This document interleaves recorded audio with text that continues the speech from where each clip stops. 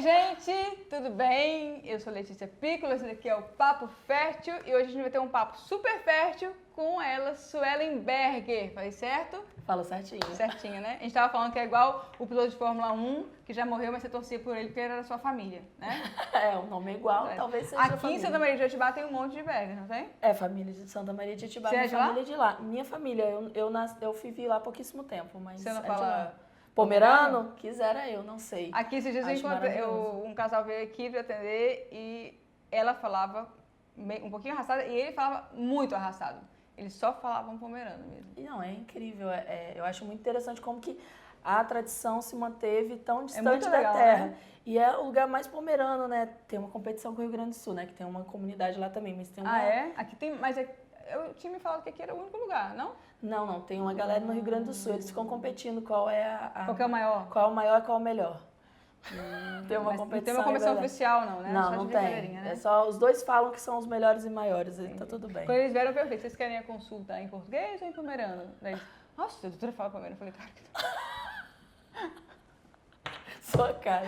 Muito bem. E eu chamei Suelen aqui hoje porque a gente está aí no mês o mês da endometriose, né? Da conscientização, da gente falar sobre esse problema. Um problema que é muito subdiagnosticado, ou seja, né? Que tem muita gente que passa anos aí com a doença, com sintomas da doença e que tem muita dificuldade de ter o diagnóstico, né? E aí ela publicou esses dias no Facebook um texto sobre endometriose falando disso. Eu falei, vem cá, você não quer falar pra mim aí? Vamos bater um papo sobre isso? Ela falou, vamos. Eu tenho um pouco de vergonha de falar, mas vamos. E aí, então, na verdade, a gente não conversou nada antes, né? Eu vou saber tudo da história dela agora junto com vocês. Então, me conta sua história com a endometriose. Né? Quando que começou? Então, Você tem quantos anos? Pode falar bom, isso? lógico. Né? Eu tenho 32 anos. E tá com uma filhinha linda, Tô com uma Luísa. filhinha fazendo aniversário hoje. Hoje, 2 aninhos. 2 aninhos. Vou fazer 33 esse ano. E a verdade é que a minha história não é com a endometriose. A gente tem que começar uma história com a menstruação, com a menarca, né? Que é a primeira menstruação das meninas. Desde a minha primeira menstruação, meu fluxo era gigantesco, né? Eu brincava que eu era vermelhou o curral, igual a música. Porque o negócio era feio já. Então, assim, eu chegava a ter crises de anemia, de tanto sangue, né? Então, eu sempre sofri muito com menstruação. Então, eu tive que tomar anticoncepcional muito cedo também. Comecei a tomar Não tinha nada a ver com ovário policístico? Nada. Era só esse sangramento muito aumentado. Era muito volume de menstruação incapacitante, né? Porque me incapacitava. Às vezes, chegava 9 dias sangrando e ao ponto de... Aí você ia para o socorro, fazer isso? Ia pro médico, fui pro ginecologista muito cedo. A minha família é super preconceituosa também de me dar anticoncepcional, porque também tem um tabu. Anticoncepcional, depois ela vai lá resolver. Vai lá e vai dar. Porque já tá tomando remédio, entendeu? Então tem nada a ver. Assim, o anticoncepcional, no meu caso, era tratamento. Sim, é uma pílula de hormônio, né? É um remédio que tem hormônios. O maior uso que a gente faz é para evitar engravidar. Agora, a gente faz um monte de outros usos. Né? E eu acho que mudar o nome desse negócio. Né? Tem que ser pílula de hormônios. Né? É um tabu, entendeu? A menina sangra igual coitada ali, quase se esvaindo em sangue, não pode tomar o porque hormônio. Porque a família acha. Não, porque a tia vai ver que tá tomando anticoncepcional, ó. Tá soltando, tá dando igual chuchu na seca. Mas não tem nada a ver. E qual é a entidade que a gente pede para trocar o nome das coisas? Eu tô com um monte de protocolo para fazer, eu quero trocar o nome da síndrome de ovário policístico. A gente já podia dar entrada para trocar o nome da pílula também. Pílula de hormônio. Tinha que ser hormônio, né? Porque hormônio, remédio de hormônio, assim. Não é só contraceptivo, né? Não é. Então, o que aconteceu comigo? Eu comecei a tomar pílula muito cedo. E aí foi muito engraçado, porque eu era virgem, né? Eu fui num médico que foi o médico que fez meu parto, que foi o meu primeiro ginecologista. Ele fez o parto do meu nascimento, né? E aí a minha família confiou de eu ir até ele. Então, à época, ninguém falava da possibilidade de uma endometriose. Por quê? Mas você tinha quantos anos? Então, isso aí eu tô falando, eu com 13, 14, eu comecei mesmo, 14 anos eu comecei a tomar anticoncepcional. Inclusive, com 15, era uma briga se eu devia ou não devia tomar, porque eu namorava, a família ficava, tinha nada a ver, né? A minha iniciação sexual não tinha nada a ver com o meu início de tomar pílula contraceptiva, que a pílula não era para contracepção, era para hormônio, né? Tinha que tacar hormônio. Então, o que acontece? Quando eu já estava mais adulta, minha mãe começou a ficar doente. E a minha mãe, ela teve uma situação de emergência que foi um entupimento do intestino. E a minha mãe sentia muitas dores abdominais, inchaços, e ela sofreu isso, ela precisou cortar parte do intestino. E durante a cirurgia da retirada de parte do intestino dela, descobriu que o que causou era endometriose. Então ela foi diagnosticada durante a cirurgia. E ela teve quantos anos? Quantos filhos? Minha mãe teve 2 filhos, eu e meu irmão. Mais velha? Com qual não, idade, ela sabe? me teve com 17, meu irmão com 19, super novinha. Teoricamente, se você for ver no quadro de endo, não é o padrão. Por que eu falo que é o padrão, meninas? Tem grupos incríveis nas redes sociais sobre o tema. Vocês não estão sozinhas. Todos que tiver. Você eu tô participa sempre de junto. todos? Uso Gapend, tô lá no Gapend. Gapend é maravilhoso. A gente se ajuda, a gente chora junto, a gente ora junto. A gente se chama de endoamigas. Eu sou endoamiga de várias endoamigas. Que endofofo, né? É endofofo, né? Mas é porque eu ainda falo que eu sou endomulher. Por que eu falo que a gente é endomulher? Porque a percepção que quando você tem endo, a gente tem da nossa saúde daí pra frente é um pouquinho diferente. Por quê? É uma doença que não tem cura, né, Ali? Então, eu vou viver a vida toda com essa doença. Essa doença faz parte de mim. É um jeito da gente se autoaceitar com a doença. Eu não vou conseguir superar a doença. Então, eu vejo muitas mulheres que entram no fórum recentes, como eu me livro da endometriose. Não tem cura, gente. Felizmente. A gente brinca lá entre as mulheres que se a endometriose desse em homem, já teria cura. Por quê? Eu acho. Porque, infelizmente, nós temos poucas pesquisadoras mulheres. Você tá falando das indústrias, das pesquisas. Das pesquisas, de tudo. A gente tem pouca mulher nessa área. E quem é homem, e os especialistas em endo no Brasil são homens. É muito estranho isso. É estranho, sim. É muito estranho. É muito estranho. Só que os que têm, eles não sabem o que é viver o dia a dia da doença. E quem tem, tipo, eu não sou especialista, eu não sou médica, mas eu vivo a doença. Eu sei o que ela me causa no meu psicológico, no meu físico, no meu emocional. Então, se eu fosse pesquisadora, não sou, né, gente? Mas se eu fosse, né? Eu sou da área da comunicação, né? Não dá mais. Mas, assim, se eu me apaixonasse que nem a Lê, assim, por essa área, né? Pela medicina, pelos estudos, eu acho que eu me dedicaria a essa doença. Porque é uma doença que não tem ninguém estudando tão bem assim. Eu não sei se... Você acha que não tem, não? Eu acho que não, sabe por quê? Se você tentar estudar de onde que vem, por que ela existe, tem 50 pessoas com 50 ideias diferentes e ninguém conseguiu comprovar nenhuma delas. Sim. Por quê? Vamos tentar explicar o que me explicaram, tá? Ela sabe o que... Se ela vai me corrigir se eu estiver errado, a gente gravou uma aulinha de endometriose aqui. Acho que tem, sabe, mais de meia hora de aula, né? São 2 aulas com mais de meia hora cada uma. 2? Pois é. Não, 2 é vara policística, é uma só. Então, clica aí. Vou colocar aqui pra vocês clica no assistir. link para você assistir a aula da Lê. Então, assim, o que veio para mim dos médicos? É um refluxo do seu útero. Então, devia vomitar para fora, né? Jogar para fora, o sangue tá jogando para dentro do abdômen. É desesperador, né? A pessoa que sangrava igual o que sangrava o curral, achar que tá sangrando para dentro tudo aquele sangue. Depois eu fui estudar que não era bem assim, não é todo o sangue, isso não acontece o tempo inteiro. Só que é verídico o fato de que o material que era para ser jogado fora não está sendo jogado fora, está sendo jogado para dentro. E o endométrio é essa camada que cobre o útero, que é o que a gente realmente libera na menstruação. Então, esse negocinho que está lá podrinho, porque é um negocinho podrinho, não devia estar lá dentro, ele vai colando nos órgãos e vai ferindo esses órgãos. No meu caso, onde que feriu? Numa região ainda mais difícil de diagnosticar, que foi no ligamento útero-sacro. É uma endometriose profunda, sempre que é no ligamento, né? Isso aí. Então, eu não tinha, por exemplo, problemas intestinais, que é muito comum para quem tem endo. E eu também não tive problemas, inclusive, para engravidar, mas eu não tinha certeza disso. Daqui a pouco a gente fala disso. Por quê? Porque quando eu descobri a endo, eu só tinha uma dor, na verdade, lombar e abdominal. E uma febre baixa. Teve febre? Estado febril.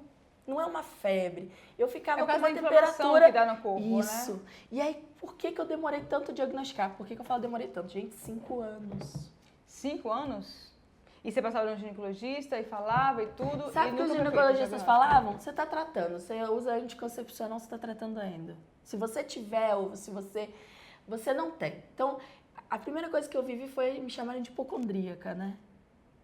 Porque sua mãe tem, você está com isso na sua cabeça. Então, gente, não existe ainda um estudo que comprove essa coisa de a mãe ter, a filha ter. Mas existe o quê? Muitas mulheres que têm tem casos de mães que têm. Tem Então, um componente genético. tem um né? componente genético que a gente tem que observar nas nossas filhinhas. Eu tenho uma filha de 2 anos e eu já vou observar isso nela quando ela entrar na menarca, né? Quando chegar para ela a menarca. E aí ela menstruar. Será que ela vai ser como eu? Porque se for, a gente já fica de olho. Por quê? Porque essa menina ela vai se acamar. A menstruação tem que ser uma coisa legal, tem que fazer a gente querer ser mãe, querer ser mulher. Se a menstruação é uma coisa que te deprime, te deixa mal, tem alguma coisa errada, né? Sim. Então, o meu processo de 5 anos tentando a doença foi porque eu fui em todos os médicos possíveis. Eu fui até no geriatra. Por que você fez direto? Porque me disseram que ele era tipo o Dr. House, eu acreditei. Mas ele não conseguiu diagnosticar nada não, não geriatra não, né? O geriatra, ele Você só... é muito novinha, não posso te atender não. Ele só falou assim, olha, eu olhei todos os seus exames, não vi nada não, tá tudo bem. E aí, o que começou a acontecer? Primeiro que eu sofri uma coisa chamada machismo dos médicos, eu fiquei muito magoada com o corpo médico. Porque, como eu tinha uma doença que não era comprovada em exame, eles começaram a falar pro meu marido que eu tinha um problema de cartão de crédito. Que eu tinha um problema de falta de dengo de marido. Falta de... Tem gente que fala coisa pior, né?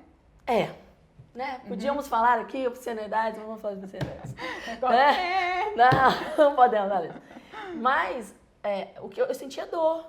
Então, a minha dor E você existia. sentia... Como é que era essa dor? Era quando você menstruava, quando você tinha Vamos lá. relação? A minha dor é o seguinte, ela sempre existe. Sempre existe. Eu falo que Você sempre tá com dor? sempre com dor. Só que é uma Agora dor... você tá com dor? Tô com dor agora. Leve. Leve. E por que é leve? Porque a gente tá acostumado. É muito doido porque quando eu coloquei o DIU recente, que eu fiz DIU, daqui a pouco a gente pode falar de DIU também. Se quiser, a gente já faz Mirena que você Mirena. colocou, né? E a gente pode falar porque tem toda uma discussão em torno do DIU Mirena. No meu caso, é tratamento, que ele medica lá dentro do meu útero. Então, quando eu comecei a investigação médica, eu fiz todos os exames do mundo, inclusive um de coração que era assim, se você tiver a doença que a gente está achando que você tem, nós vamos abrir seu peito logo durante o exame. Abrir seu peito? Como assim? Eu assinei um termo dizendo que se naquele exame que eu fiz, era um exame que era tipo uma endoscopia, eles desciam uma câmera pelo tubo da garganta para ver o coração, era uma inflamação na parede cardíaca, eles achavam que era isso no começo.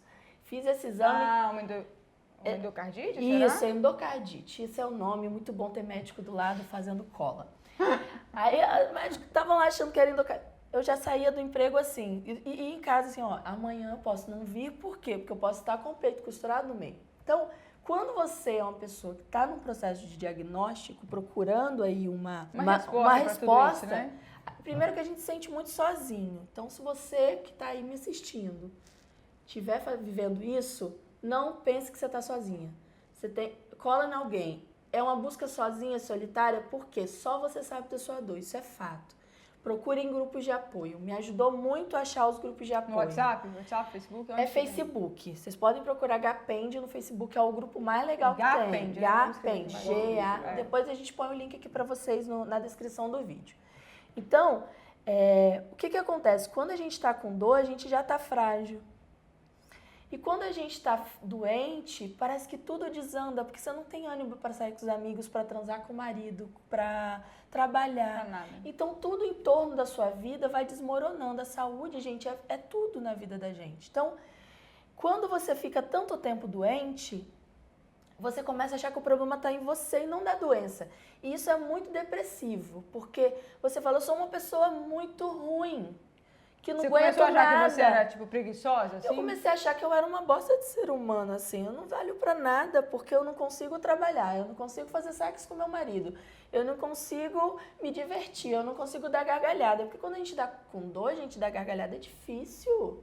Até rir dói. Rir dói. Chorar Sério? dói mais ainda, né? E por quê? É seu abdômen, né? O abdômen da gente, a maior parte do corpo da gente é o abdômen. Então, tudo que isso acontece vai ali pro abdômen. É o core, né? Igual o pessoal fala, né? Tudo centro, dói, né? tudo que você faz. E aí eu comecei a fazer o seguinte, de tanto médico falar que eu era doida, eu achei que eu era doida. Aí eu falei, não vou no psiquiatra, mas eu vou... Você já tinha ido no geriatra? Já. Aí quando você foi no geriatra com 20 anos, ele falou, não, vai no psiquiatra. Não. Eu falei, não, psiquiatra também não faz sentido. Eu vou num psicólogo. E aí eu fui pra psicóloga e falei, doutora, me ajuda, porque eu tô sozinha numa luta aí de descobrir o que eu tenho. E você chorava? Assim, Eu não chorava porque eu não sou de chorar. Eu acho que se eu fosse outra pessoa, eu choraria sim. É porque eu não sou de chorar, não. Eu sou mais de brava, assim. Minha dor vai pra... se me atacar, assim. Ataco. É Entendi. uma coisa meio... Não chora não, né? Não sou de chorar, mas é da minha personalidade. Admiro muito, inclusive, quem consegue chorar. Às Colocar vezes pra fora é ali, bom. mas... Então eu ficava com raiva dos médicos, eu ficava com raiva dos meus amigos que não entendiam a minha dor, eu ficava com raiva às vezes do meu marido que não entendia a minha dor. Mas quem estava com dor era eu, né? Mas a gente começa a ficar com raiva do mundo depois. Então isso é que é o problema. Você se sentiu sozinha, como se todo mundo Sozinha, todo mundo tá contra mim, porque a única que eu tá sentindo a minha dor e sabe da minha dor sou eu. É como se ninguém mais respeitasse a minha dor. E não é que as pessoas não respeitavam a minha dor, mas o tamanho da minha dor só era sabida por mim, por mais ninguém. Então, quando eu conheci mulheres que estavam passando pela mesma coisa que eu, foi lindo, né? Porque eu falei, meu Deus, eu não tô sozinha nisso, né? E tal. Só que até isso pra mim era difícil, porque eu não era ainda uma endoamiga, né? O que é uma endoamiga? É alguém que está diagnosticado com endometriose. Ah, você tá com diagnóstico, é isso? Eu não tinha diagnóstico, eu tinha nada. Eu achava que... Você tinha um problema que eu você tinha não uma sabia que dor, era. eu comecei a entrar nos grupos sobre dor. E você demorou muito tempo para pensar em 5 endometriose? anos, eu falava de endometriose todas as vezes. Mas os médicos falavam que não era. Que não era. Quem sou eu, gente? Se o médico fala pra mim que não é, não é. O que aconteceu comigo? Eu fui pra psicóloga, a psicóloga falou uma coisa pra mim maravilhosa, que eu vou dar essa dica da doutora maravilhosa, que é Vamos a seguinte, essa dica maravilhosa. Você tem 2 opções, que a sua dor existe, é fato, você sente. Ou você vive a dor, ou você vive a vida. Profundo, né? E por que isso? Porque quando a gente tá com dor, a gente esquece de viver a vida da gente, a gente começa a ficar com a dor, só com a dor. E quando a gente começa a viver só com a dor, a gente para de viver as outras coisas da vida da gente que são bonitas. E a dor fica maior, porque ela fica mais importante. Porque ela passou a ser a sua vida, Porque né? a sua vida é a dor. Olha que doideira. E aí quando ela falou isso pra mim, eu falei, tô nem aí pra essa dor agora. Vou viver tomar um remédio, a minha vida. Só que eu não podia tomar remédios, por quê? Remédio que a gente toma, paracetamol, não resolve a minha dor. Minha dor é de Delcil pra cima, né? Então, normalmente é anti-inflamatório. É anti-inflamatórios. Isso acaba com o fígado da gente. Então, assim, se eu beber isso aqui, eu não posso beber minha cerveja. Então, eu não vou tomar remédio pra dor. Vou tomar cerveja, vou beber um vinho com meu marido. E você fez isso? Fiz. Tô sentindo muita dor hoje. Eu vou fazer um negócio tão legal que essa dor vai ver só. Eu vou sair da gargalhada. Só que o que aconteceu? Eu fui para São Paulo, recebi uma proposta de trabalho incrível, eu fui para São Paulo. E quando eu estava em São Paulo, meu marido ficou em Vitória e eu ficava na ponte aérea. E quando eu cheguei, quando eu vim passar o carnaval aqui em Vitória com ele, eu fiquei acamada na menstruação. E o negócio foi feio, gente. Fiquei 3 dias sem conseguir levantar da cama. E meu marido falou, não tem condições. Só que o que acontece? Quando você vai num estado desse por um pronto-socorro não é lugar de gente com doença crônica. Não. Eu falo que tinha que ter um pronto-socorro de doenças crônicas. Porque o cara chega lá, ele acha que você está inventando. Eu não estou inventando, eu tenho uma doença crônica, né? Eu tenho uma dor crônica. Então eu cheguei lá, as pessoas não entendem que eu vinha de um caminho de dor e que eu sei que aquela dor minha é algo fora do normal. Então, é só uma cólica. Não é só uma cólica. Eu já senti todos os níveis de cólica. O que eu estou sentindo aqui é algo que está doendo as minhas costas, os meus ombros, as minhas musculaturas, doía tudo. E aí, quando eu voltei para São Paulo, ainda muito mal, só que eu fui para São Paulo falando, agora eu vou ter que cuidar da minha... Eu esqueci a minha doença por um tempo, mas agora eu tenho que entender essa doença. Vou aproveitar que eu estou em São Paulo, melhores médicos, melhores laboratórios, vou tentar ver o que eu consigo em São Paulo. Em São Paulo, eu conheci uma médica ginecologista que não é especializada em endometriose, e ela me apalpou uma vez e falou, eu quero te apalpar de novo semana que vem. Ela me apalpou a segunda vez e ela falou, a sua dor tá aí. Eu falei, mas doutora, sabe o que os médicos falam pra mim? Que não tem nada doendo aqui. Não tem nada pra doer, não tem nenhum órgão onde dói meu... Por quê? Porque é no ligamento, gente. O ligamento é o que segura o útero né? Isso aí. Pega aí o útero aí pra gente. Pega aí pra gente mostrar o que é o ligamento útero-sacro, né? O ligamento mesmo não tem, né? Mas vamos supor, o útero tá aqui, né? Isso. A pelve tá aqui, o osso tá aqui. E o que liga, o útero não cai por causa de quê? Porque ele tá ligado no osso através dos ligamentos, né? E é ali que os pedacinhos de endométrio ficam quando a gente tem endometriose profunda, né? E aí feriu esse ligamento. Então, por exemplo, às vezes eu quero correr na praia, eu não posso correr na praia. Por quê? Porque meu útero, né, meu corpo movimenta, isso causa uma dor muito forte em mim. Então, Então impede de fazer exercício impede, físico. atrapalha, porque não pode impedir, tá, gente? Porque exercício físico, inclusive, muito é importante. tratamento para a endometriose.